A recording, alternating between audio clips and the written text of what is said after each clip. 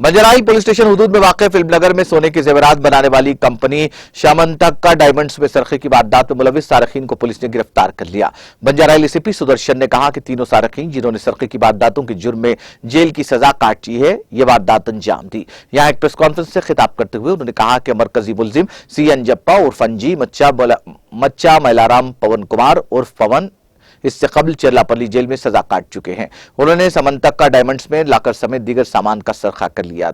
वारदात में इस्तेमाल करदा सेलफोन और दीगर तकनीकी शवाहिद इकट्ठा करने के बाद पवन कुमार को पहले हिरासत में लिया गया और पूछताछ की गई और चोरी के तरीकेकार की वजाहत की गई, जिसके नतीजे में बाकी दो को गिरफ्तार करके उनसे मुकम्मल पूछताछ की गई और मसरूखा मोटरसाइकिल, 15 लाख के जेवरात और 20,000 नकद जब्त करते हुए मुलजिमीन को अदालती तहवील में दे दिया गया।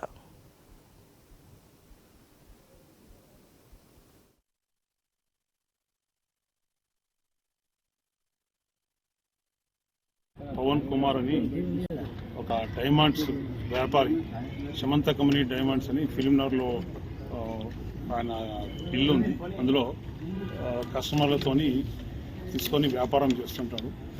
తన ఇంట్లో ఒక మన లాకర్ పైన వచ్చేసి దొంగతనం చేశారు సార్. అందులో లాకర్లో సుమారు ₹1 కోటి సంబంధించిన బంగారము మరియు వజ్రాలు అన్నీ ఉన్నాయని ఇస్తే దాని మీద మేము కేసు రిజిస్టర్ చేసుకొని DI Praveen Kumar, SHO Narender and Mallikarjun, నేను మీ అందరం బయటకు పోయాము. సీన్ కుమార్ డీసీపీ కూడా వచ్చారు. అంతా క్షుణ్ణంగా పరిస్థితి చూసి అందరినీ చూస్తే ఈరోజు మాకు ఉన్న ఇన్ఫర్మేషన్ ప్రకారము ఈ ముగ్గురు అఫెండర్లను అరెస్ట్ చేయడం జరిగింది. అందులో చాపల అంజనేయులు అలియాస్ అంజీ, మోడల్ అంజీ మరియు